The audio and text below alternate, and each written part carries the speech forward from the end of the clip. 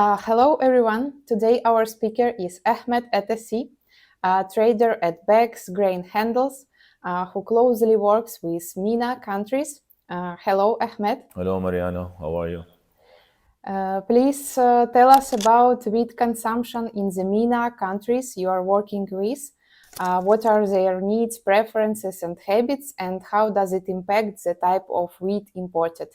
First of all, when talking about MENA, we should first say that MENA countries import around 24% of the total wheat traded in the world, which is considered, of course, a huge volume in comparison to other countries.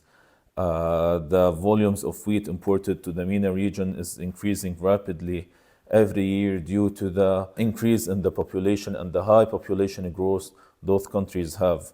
For example, countries like Saudi Arabia and Egypt are forecasted to increase by around 25 to 30% by 2030. The whole population of MENA by 2031 is expected to increase to 500 million metric tons. Sorry, not million metric tons. We were talking here about population to 500 million person, which is, of course, a significant increase and a significant rate of increase if we compare it to other countries. Now, with this 24% of total share from the wheat traded market, 80% of those wheat is imported from Russia and Ukraine, especially if we're talking about countries such like Egypt, Iran, Saudi Arabia, which are the biggest, Turkey and Libya. Most of the Middle East countries, the MENA region, they depend mostly on the Russian and the Ukrainian wheat. Around 80%, even sometimes more than 80% of their wheat supplies are from Russia and Ukraine. And of course, the current war has impacted those countries badly, especially that they have already suffered from some hard currency issues. Now with the Russian and Ukrainian war, it's becoming even more difficult for those countries to buy and to make sufficient wheat stock reserve at their countries. Now, you were asking me about the different types of wheat they import. Of course, every country of those import different type of wheat according to the use of wheat flour they need. For example, in Egypt, the wheat flour they produce is different than the wheat flour they produce in Libya or in Saudi Arabia because they use it for different purposes. Now, not actually different purposes, but they both use it mainly for bread, but the type of bread different in each country. In Libya, the bread is more dah, it's bigger than the one they use in Egypt. That's why they depend highly on 12.5 protein wheat in order to have high gluten for industrial uses. The type of bread they use in Libya, it's called the Libyan samon. It's more fluffy and bigger in size and richer in ingredients than the one they use in Egypt, in Syria, or even in Saudi Arabia itself. So definitely the type of wheat they use in every country different according to the purpose of this wheat. Now, what's all similar between those countries, it's they use it for bread. Now, for bread uses, you need either 11.5 or 12.5.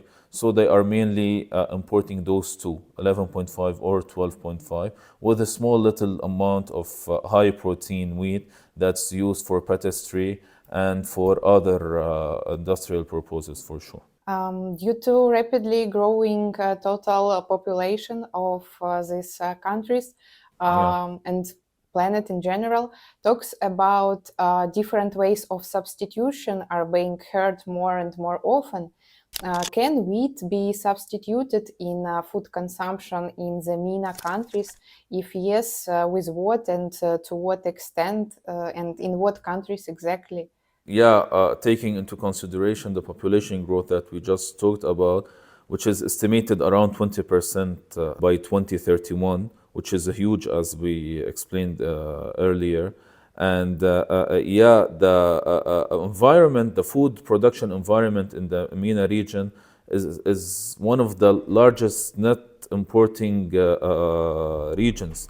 Population growth will drive food imports even higher over the coming decades. Especially we're talking about countries such as the Gulf region, where the per capita income is the highest and the economic growth is the strongest, they are highly depending on imported food stuff. There's some forecast made that wheat imports will increase by around 26% in the MENA region, sugar by 22%, and corn by 17% in the coming 10 years, even less than 10 years, in the coming 6-7 years, import of wheat will increase. So basically, substituting wheat is very difficult because bread and the consumer behavior in those countries cannot be changed that easy. One of their main diet food is the bread, and they depend on it way much more than other countries. And there's no way you can make bread without wheat. So basically, as for wheat itself, I don't think it will be a substitute. Neither they are considering any alternatives for the wheat, because it's a national security as well for many MENA countries. The wheat and the wheat stocks in those countries is considered as a national security stuff, which they take it way too much into consideration. And no, so far there's no any plans to substitute wheat. Now, if we're talking about other grains such as barley and maize and corn, yeah, they are planning sometimes they are, let's say not planning, they are considering other options to reduce the amount of barley or maize or soybean use, but they cannot get rid of it at all. You started talk about corn and barley. Yeah. How do the Middle East and Northern Africa countries use coarse grains? Is it used only for feed purposes or maybe some other needs? No, it's 100% used for feed, especially when we're talking about barley. There is no brewing in the MENA region, because as you know, most of those countries are Islamic countries who forbid alcohol drinks now. Although most of the Arabs, they do drink alcohol, but yeah, that this industry is not very much welcomed in those countries. So most of the barley they import, it's for feed.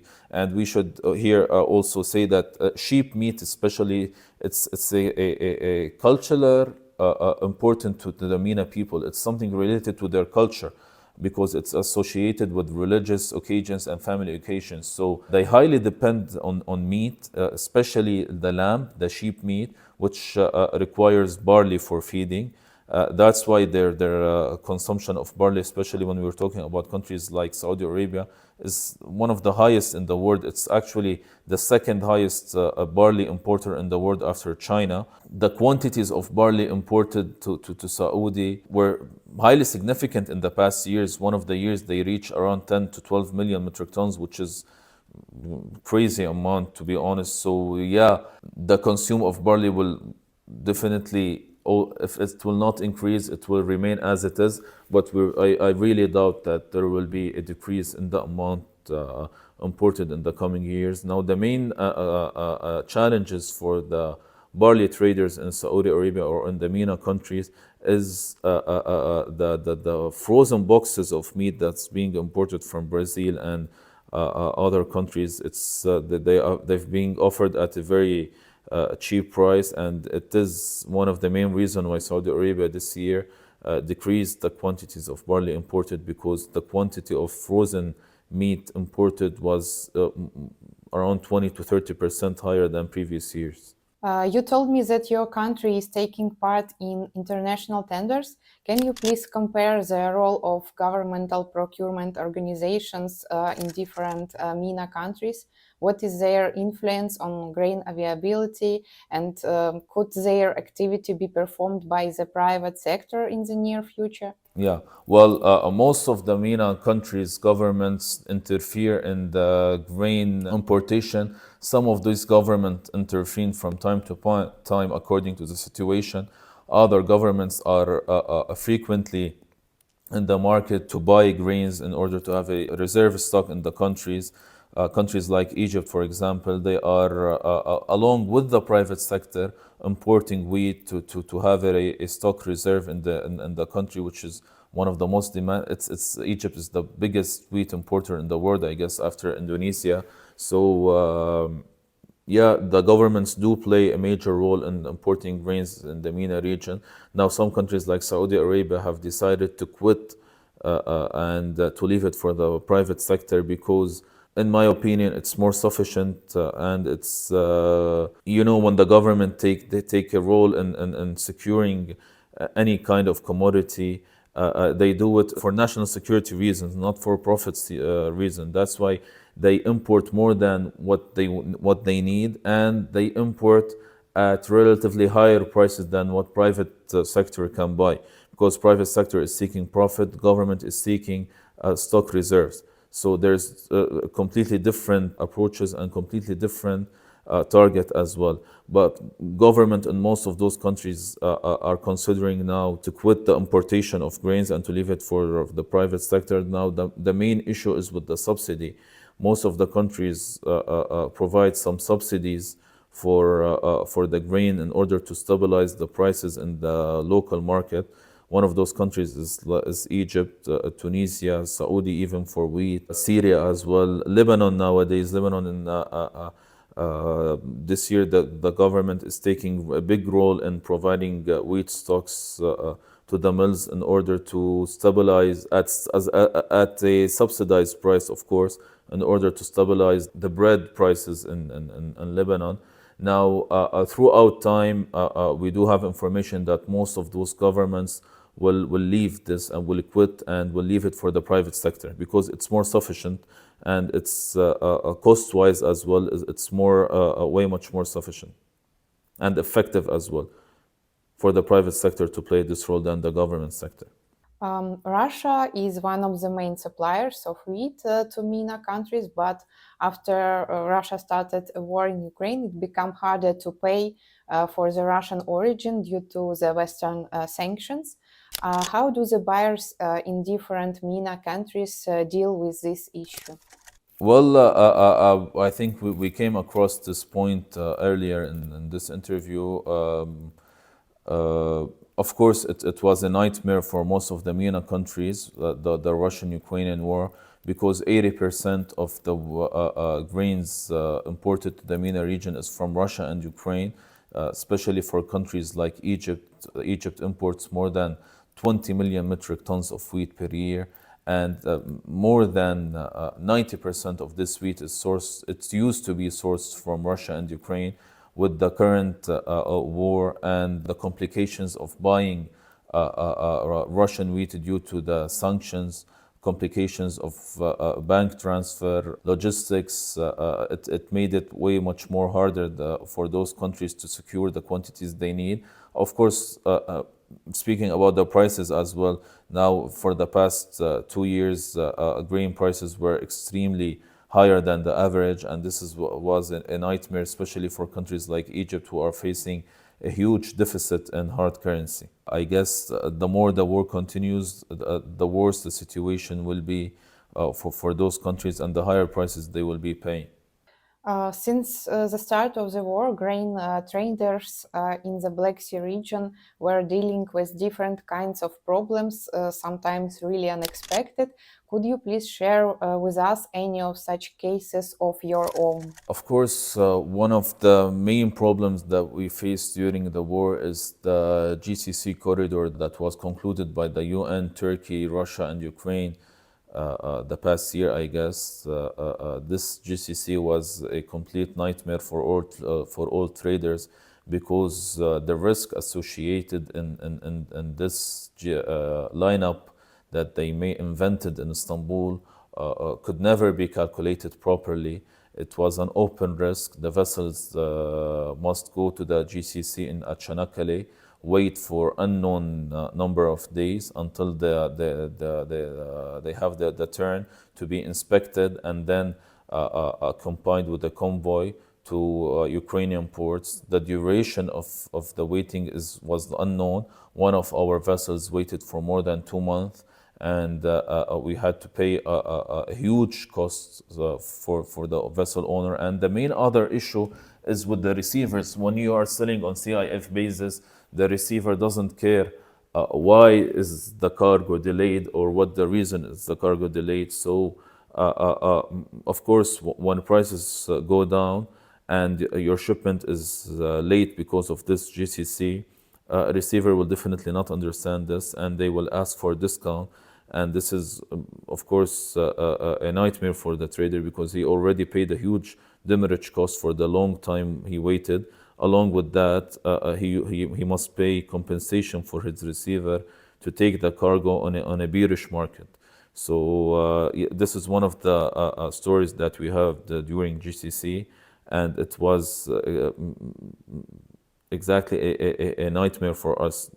We couldn't calculate how many exact days the vessel will keep waiting there, and it was an open risk for us. So yeah, in my opinion, this GCC was a useless thing, even for the Ukrainians themselves, because the number of vessels that were able to load every day was very limited due to this huge waiting time and the inspection procedure.